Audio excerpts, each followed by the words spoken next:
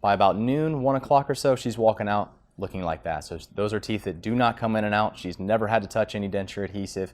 Forget it. Those are screwed in. They're not going. It looks very nice, by the way. Randy, what I really want you to look at here is look at how those teeth perfectly fit her face. On the after, okay. Right. Now, that's not just like we took a shot in the dark and we got lucky. Okay, that is a matter of science and a matter of art. So we knew exactly what her facial proportions were because of all the work that we did when we first saw her at a And consultation. this is done like on a computer, so you're designing. Exactly. Is that right? So we were able to map out exactly where her teeth needed to be, even though they weren't there at the time. And so when she got her teeth, instantly you see a mouth that you see all the teeth fully filling out her smile. There's no dark corners in the smile anymore. You see beautiful, brilliant white teeth.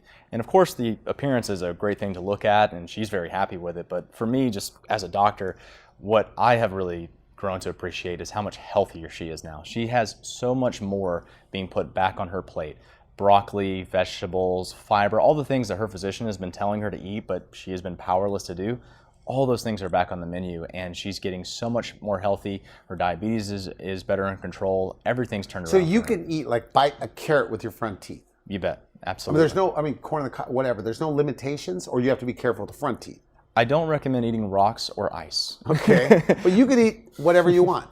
Absolutely, absolutely. That's the whole point. I don't see any point in calling this a full life transformation if some things are still going to be restricted from you. If you go through this, you're going to be able to eat whatever you want.